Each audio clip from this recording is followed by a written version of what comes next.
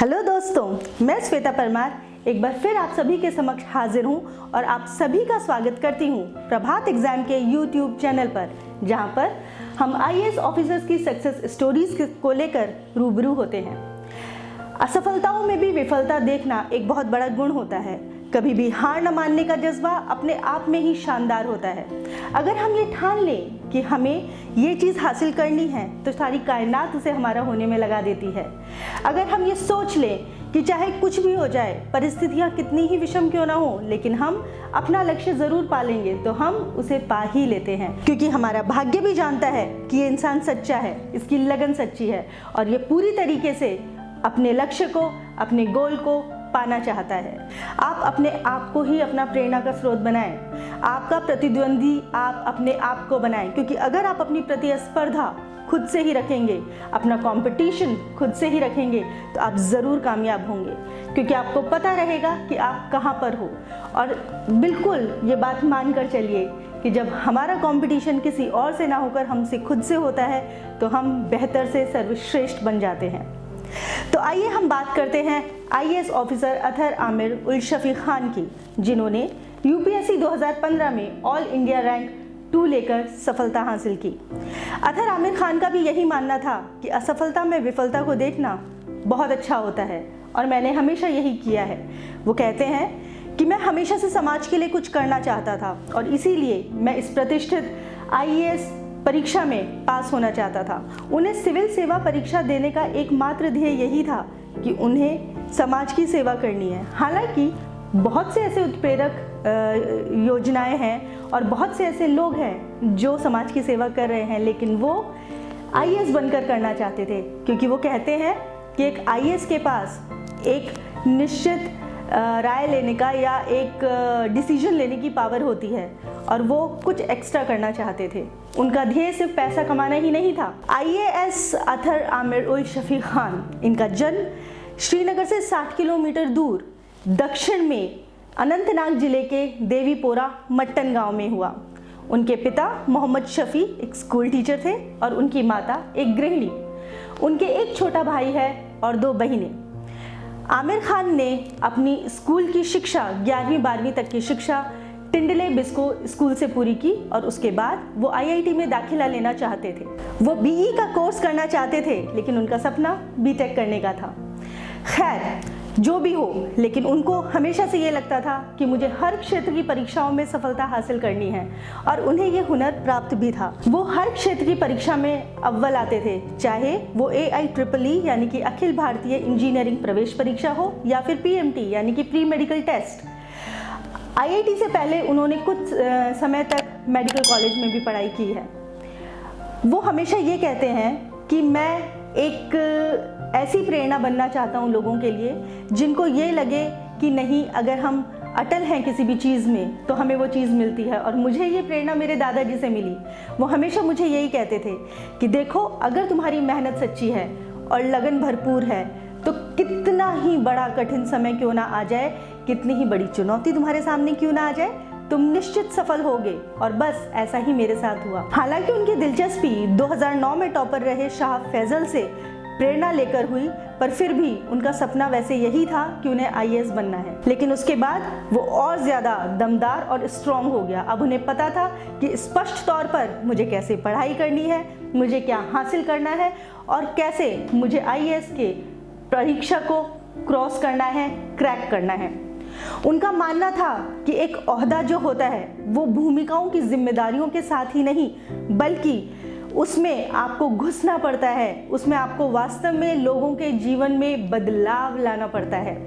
अतहर हमेशा कहते हैं, मैं केंद्रित था और मैं जानता था कि मैं क्या बनना चाहता हूँ और इसीलिए मैं वो ही बना, क्योंकि मैंने उसके अलावा और किसी चीज़ के बारे में इतना सोचा नहीं। क्योंकि मुझे पता था कि जिस दिन मेरा ये लक्ष्य पूरा होगा, मेरी ज़िंदगी में ही नहीं, मुझसे जुड़े लोगों में भी बदलाव आएगा और मैं अपने समाज में भी बदलाव ला पाऊँगा। वो हमेशा से यही मानते थे कि मुझे थोड़े समय की मेहनत करनी है, चाहे वो 1 साल हो, 2 साल हो, 4 साल हो, लेकिन मुझे मेहनत करके इस परीक्षा में सफल ज़रूर होना है। वो एक निश्चित दिनचर्या पे चलते थे, उन्होंने अपनी समय सारणी बना ली थी, वो अखबार ज़रूर पढ़ते थे। वो बताते हैं कि मैं दोपहर 2 बजे तक कॉलेज में रहता था और उसके बाद मैं अपनी कक्षा में पढ़ाई पूरी कर लाइब्रेरी में जाता था और वहाँ बैठकर नोट्स बनाता था। मैं कॉलेज की पढ़ाई के साथ साथ अपनी पढ़ाई भी कर रहा था, लेकिन रविवार का समय मैं सिर्फ और सिर्फ अपनी तैयारी को देता था। और ऐसा भी नहीं था कि मैंने अपने परिवार या दोस्तों को नकारा हो, मैं उनको भी समय देता था। तो इसके लिए वो सिर्फ यही कहना चाहते हैं कि अगर आप दिल लगा के पढ़ाई करें, एक समय सारणी बना लें, योजना के अनुसार चलें, तो आप ज़रूर ज़रूर ज़रूर सफल होंगे। बस आपकी सोच ये होनी चाहिए कि मुझे सफलता हासिल करनी है, नो मैटर व्हाट। और ऐसा हुआ। जब आमिर खान ने सफलता हासिल की तो उनको खुद को इतना यकीन नहीं हुआ था। हालांकि 2014 में अथर ने प्रवेश परीक्षा पास कर ली थी और उनकी रैंक 560 आई थी और उन्हें इंडियन रेलवे ट्रैफिक सर्विस यानी कि IRTC मिला था। लेकिन फिर भी उन्हें लगा कि नहीं, उन्हें IAS ही बनना है और उन्हें अपनी रैंकिंग सुधारने के लिए एक प्रयास और करना चाहिए। उन्होंने कहा, मैंने दर्शन शास्त्र को एक वैकल्पिक विषय के रूप में लिया और शायद मैंने थोड़ी सी तैयारी में कमी कर दी थी, इसलिए मेरी रैंक वो नहीं आ पाई जो आनी चाहिए थी, क्योंकि मेरे उस खंड में बहुत कम स्कोर रहा था। इसलिए उन्होंने अपनी उन खामियों से सीखा कि कहाँ कहाँ मेरी खामियां थी, क्योंकि हमसे बेहतर कोई नहीं जानता कि हमने कहाँ पर कमी रखी है। और उन खामियों को सुधार कर उन्होंने फिर से परीक्षाएं दी, फिर से तैयारी की और आखिरकार खुद को तपाकर वो एक IAS अधिकारी बन गए।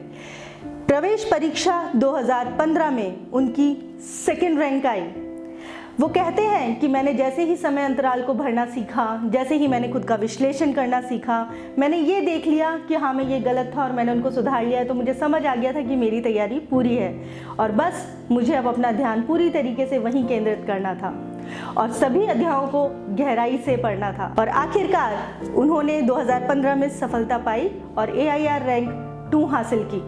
वो कश्मीर के दूसरे टॉपर थे। उससे पहले 2009 में शाह फैजल टॉपर रहे थे। वो कहते हैं कि जब से मैंने UPSC सिविल सेवा परीक्षा में सफलता हासिल की थी, तब से मैं ही नहीं, मेरे घर वाले ही नहीं, बल्कि पूरी कश्मीर घाटी बहुत खुश थी। उन्हें लग रहा था जैसे हमारी ही जिंदगी बदल जाएगी। अथर कहते हैं कि उन्हें लगा कि उन्होंने सिर्फ देवीपोरा में ही नहीं बल्कि हर जगह सभी को गौरवान्वित किया है। वो सबके लिए एक आदर्श बन गए थे। वो उम्मीदवारों से कहना चाहते हैं कि अगर आपको सिविल सेवा परीक्षा में सफलता हासिल करनी है तो आपको बस समर्पण करना है। आपको पूरी तरीके से अपनी तैयारी के लिए समर्पित रहना है और अपने आप को तैयार रखना है कि अगर किसी भी वक्त परीक्षा हो तो आप तैयार हैं और आप देखिएगा कि आप ज़रूर सफलता पाएंगे। क्योंकि अगर आप केंद्रित होते हैं किसी भी चीज़ को लेकर, अपना लक्ष्य बना लेते हैं तो आप सफल होते हैं। बस मेहनत में कमी मत रखिएगा। कहीं से कुछ भी लेना हो, कुछ भी मटेरियल पढ़ना हो, कोई भी स्रोत हो, ज़रूर लीजिएगा। और हाँ, अपने माँ बाप का और दोस्तों का मार्गदर्शन भी साथ रखिएगा, क्योंकि उसके बिना भी आप सफल नहीं हो पाएंगे। वो कहते हैं कि मैंने अपनी तैयारी को लगातार 6 घंटे दिए और 6 घंटे से बढ़ाकर मैंने उसे 10 घंटे कर दिया। तब कहीं जाकर मुझे ये लगा कि अब मैं पढ़ पा रहा हूँ। हालांकि मुझे संगीत सुनना बहुत पसंद था, लेकिन मैं फिर भी उसके लिए इतना वक्त नहीं निकाल पाता था। ये अथर का कहना है। उन्होंने अपने रिक्रिएशन के लिए यानी कि अपने खाली समय के लिए भी थोड़ा सा समय बचा के रखा था। उन्होंने इस तरीके की समय सारणी बनाई थी। अथर ये सलाह देते हैं उन लोगों को जो वो ये कहना चाहते हैं कि असफलता ही हमारी जीत के लिए सबसे बड़ी सीढ़ी होती है। क्योंकि अगर हम असफलता को नहीं देखेंगे, अगर हम विफलता का मुंह नहीं देखेंगे, तो हम कभी भी उस ओहदे पर नहीं पहुंच सकते, हम उतने सफल नहीं हो सकते जितना हम वाकई में यकीन रखते हैं। अथर अपने IAS उम्मीदवारों को एक पुस्तक का नाम बताना चाहते हैं, concrete economics, the Hamilton approach to economic growth and policy. ये पुस्तक स्टीफन एस कोहन और जे हैंडफोर्ड डेलोंग ने लिखी है। वो कहते हैं कि आप इस पुस्तक को ज़रूर पढ़िए, आपको बहुत फ़ायदा होगा। और अंत में अथर सभी से ये कहना चाहते हैं कि अगर आप एक अच्छी रणनीति बनाते हैं और सुनिश्चित योजना से चलते हैं तो आप ज़रूर सफल होंगे। आप देखिए कि किस तरह आप दौड़ को देखने की बजाय इसे मैराथन की तरह देखें कि बहुत सारे लोग हैं, बहुत सारों को सफलता मिलनी है, लेकिन क्या पता मैं विजयी हूँ, इसलिए मुझे अपना पूरा दम लगाना है। उन्होंने हमेशा ये कहा है कि जीवन में कभी शिक्षाविदों तक ही सीमित मत रहो। उन्होंने IIT में एक इलेक्ट्रिकल क्लब में की भी स्थापना की और अपनी सोसाइटी के कोलैबोरेटिव रिसर्च एंड इनोवेशन के भी सह स्थापक रहे हैं। वो सिर्फ पढ़ाई लिखाई में भी रुचि नहीं रखते थे, बल्कि को करिकुलर एक्टिविटीज़ में भी उनकी बहुत रुचि थी। वो अपने कॉलेज में तकनीकी पत्रिका एसेंट के संपादक थे। वो बताते हैं कि क्योंकि मुझे बहुत ज़्यादा शौक था हर क्षेत्र में अव्वल रहने का, हर क्षेत्र को क्रैक करने का, इसलिए मैं ये सब किया करता था। और वैसे भी एक बहुगुण संपन्न व्यक्ति शायद सब कुछ करने के लिए लालायित रहता है, लेकिन ऐसा नहीं है कि वो सबसे अलग हटके थे। वो कहते हैं मैं भी एक आम इंसान ही हूँ, आप लोगों के जैसा ही हूँ, बस मेरा शौक है और इसीलिए मैं ये कोशिश करता हूँ कि मैं जो भी करूँ उसे पूरे दिल से और दृढ़ निश्चय से करूँ। अथर का पहला चुनाव जम्मू और कश्मीर था, लेकिन उन्हें ये नहीं मिला और उनका दूसरा चुनाव राजस्थान उन्हें आवंटित किया गया। अथर की मुलाकात IAS टीना डाबी से IAS अभिनंदन समारोह के दौरान हुई। वहाँ पर उनकी दोस्ती हुई और वो रिश्ते में बदल गई। अथर और टीना अब एक खुशहाल दंपति हैं। तो ये थी IAS अथर आमिर उल शफीक खान की कहानी, जिसको लेकर मैं आप सभी से आज रूबरू हुई। आगे ऐसी ही और सक्सेस स्टोरीज को देखने के लिए बने रहिएगा प्रभात एग्जाम के YouTube चैनल पर हाँ, इसे सब्सक्राइब ज़रूर कर लीजिएगा। धन्यवाद।